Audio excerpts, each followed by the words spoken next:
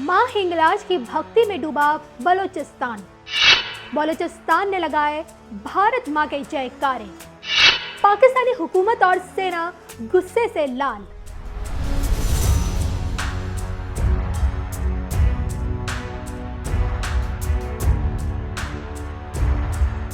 नमस्कार, धर्म ज्ञान के दर्शकों का स्वागत है। मैं हूं आपके साथ कविता राणा। दुनिया के नक्शे पर मौजूद बलूचिस्तान पड़ोसी मुल्क पाकिस्तान के 4 प्रांतों में से एक ऐसा प्रांत है जो क्षेत्रफल के मुकाबले आधे पाकिस्तान के बराबर है। पाकिस्तान का ये सबसे बड़ा राज्य है जिसकी आबादी 1 करोड़ से भी ऊपर होगी। बलूचिस्तान का मुद्दा उस वक्त देखिए दुनिया की नजरों में आया जब लाल किले की प्राचीर से पीएम मोदी ने बलूचिस्तान का नाम लिया। जी हाँ, ये बात है 2016 की। स्वतंत्रता दिवस के मौके पर पीएम मोदी ने बलूचिस्तान का जिक्र क्या किया, पाकिस्तानी हुकूमत का चेहरा लाल हो गया। पिछले कुछ दिनों से बलूचिस्तान के लोगों ने, गिलगित के लोगों ने, पाक ऑक्युपाइड कश्मीर के लोगों ने, वहां के नागरिकों ने जिस प्रकार से मुझे बहुत बहुत धन्यवाद दिया है, जिस प्रकार से मेरा आभार व्यक्त किया है, मेरे प्रति उन्होंने जो सद्भावना जताई है, दूर दूर बैठे हुए लोग, जिस धरती को मैंने देखा नहीं है, जिन लोगों को विषय में मेरी कभी मुलाकात नहीं हुई है, लेकिन ऐसे दूर सुदूर बैठे हुए लोग हिंदुस्तान के एक प्रधानमंत्री को अभिनंदन करते हैं, उसका आदर करते हैं, तो वो मेरे 125 करोड़ देशवासियों का आदर है, वो मेरे 125 करोड़ देशवासियों का सम्मान है। और इसलिए ये सम्मान का भाव, धन्यवाद का भाव करने वाले बलूचिस्तान के लोगों का, गिलगित के लोगों का, पाक के कब्जे वाले कश्मीर के लोगों का मैं आज तहे दिल से आभार व्यक्त करना चाहता हूं। ऐसा इसलिए क्योंकि 1947 से ही बलूचिस्तान पाकिस्तान के लिए एक नासूर बना हुआ है। ऐसे में पीएम मोदी की जुबान से बलूचिस्तान का जिक्र होना, देखा जाए तो देखिए पीएम मोदी ने पाकिस्तानियों की दुखती रग को छेड़ दिया था।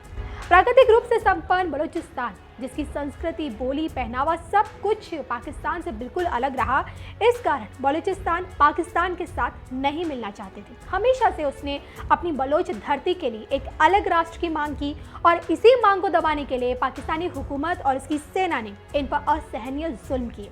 पाकिस्तान देखिए हमेशा से बलूचिस्तान को अपना आंतरिक मामला बताता आया है, लेकिन जब उसके अत्याचारों और गुनाहों का घड़ा भरा, बलोच विद्रोही उठ खड़े हो गए। जी हाँ, आज बलूचिस्तान की हालत क्या है इसका अंदाजा आप इसी से लगाए कि यहाँ की 46% आबादी गरीबी रेखा के नीचे जिंदगी गुजार रही है। प्राकृतिक संपन्नता होने के बावजूद भी पाकिस्तान का सबसे गरीब प्रांत है। यहाँ सेना अभियान चलाकर बलूच लोगों की आवाज दबाई जा रही है। ना ही मौलिक अधिकार है, ना ही विकास है, ना ही सुरक्षा है और ना ही सरकारी योजना का कोई लाभ। इन हालातों में रहते हुए भी बलूचिस्तानी ना सिर्फ खुद को हिंगलाज माता की संतान मानते हैं, बल्कि भारत माँ की जय बोलने से भी पीछे नहीं हटते हैं। जी हाँ, इन दिनों बीजेपी नेता सुधांशु त्रिवेदी का एक वीडियो सोशल मीडिया में सबसे ज्यादा वायरल हो रहा है। हिंदू धर्म पर बोलते हुए उन्होंने बलूचिस्तान से जुड़ी एक ऐसे किस्से का जिक्र किया जो ये दर्शाता है कि बलोच की धरती पर माता हिंगलाज का धाम प्रत्येक बलूचिस्तानी के लिए आस्था का सबसे बड़ा केंद्र है। हिंगलाज माता को क्यों बलूचिस्तान का वैष्णो देवी धाम कहा जाता है, ये भी हम आपको बताएंगे, लेकिन इससे पहले बलूचिस्तान, हिंगलाज माता और भारत माँ की जय पर सुधांशु त्रिवेदी ने क्या कुछ कहा, आप पहले उन्हें सुनिए। मगर इस राष्ट्र की जीवनी शक्ति क्या है, हम कैसे बचे रहे?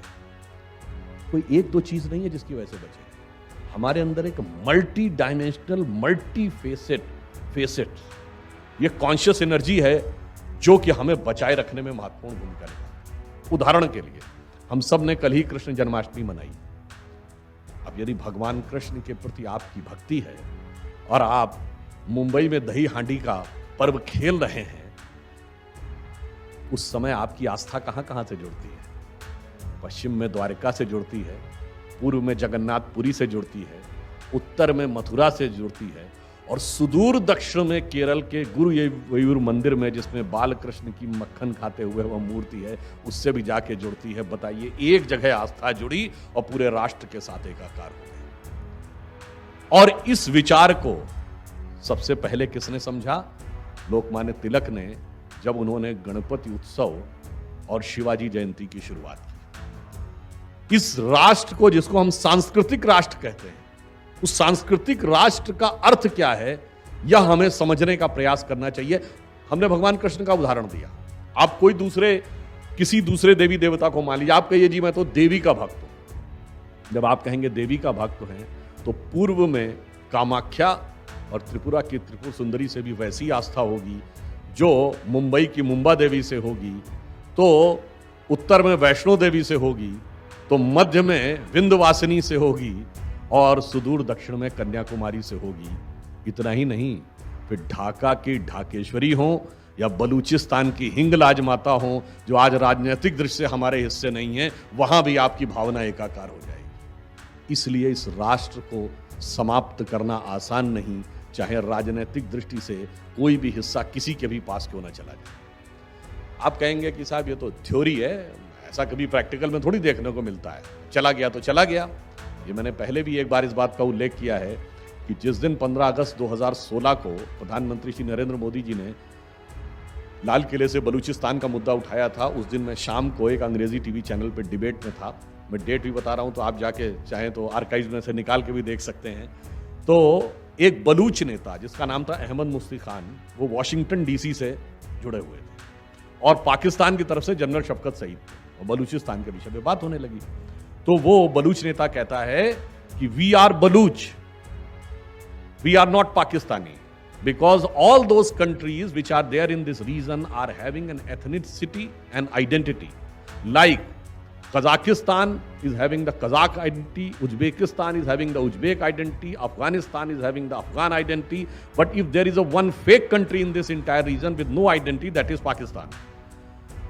अब ये सुनने के बाद जो पाकिस्तान वाला था, तो उसने कहा कि if you are saying you are not Pakistani, then who are you? What is your identity? तो वो ये कहता है, बलूच नेता, I am again saying we are Baloch, we are not Pakistani. फिर वो हिंदी में कहता है, हम हिंगलाज माता की संतान हैं। अब इसके बाद जो हिंदी चैनल, इंग्लिश चैनल में वो अंग्रेजी में आ गया, अंग्रेजी चैनल में हिंदी में आ गया। वो कहता अबे, वो अबे तबे पे आ गया, कहता अबे हिंगलाज माता क्यों बोल रहा है, भारत माता ही क्यों नहीं बोल देता। अब सोचिए, वो बलूच नेता भी हिंदी में कहता है, हाँ मैं फिर कह रहा हूं, हम बलूच हैं, हम पाकिस्तानी नहीं हैं, हम हिंगलाज माता की संतान हैं, और मुझे यह कहने में कोई गुरेज नहीं है, भारत माता की जय।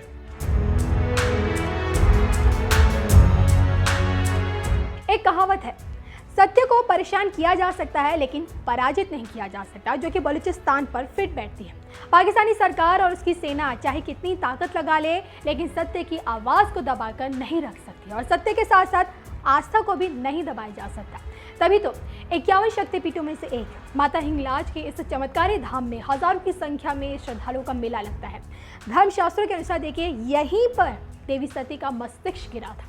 क्या हिंदू और क्या मुसलमान, यहाँ हर कोई शीश झुकाता है। और इन ऊंची ऊंची पहाड़ियों पर मौजूद माँ हिंगलाज की गुफा, और इस गुफा तक पहुँचना देखिए हर किसी के बस में नहीं है, लेकिन आस्था की डोर यहाँ हर किसी को अपनी ओर खींच लाती है। हिंगलाज माता से जुड़ी बलूचिस्तानियों की अटूट आस्था को ही देखते हुए देखिए पाकिस्तान के कई चरमपंथियों ने यहाँ हमले किए, शक्ति के इस धाम को नुकसान पहुँचाने की भरपूर कोशिश की, लेकिन एक खरोंच तक इस मंदिर को कभी नहीं आई। उल्टा जिसने देखिए मंदिर के खिलाफ साजिश रची, उसका सर्वनाश हुआ। तो ये है माँ हिंगलाज से जुड़ी बलूचिस्तान की आस्था और भारत माँ के जयकारों की गाथा।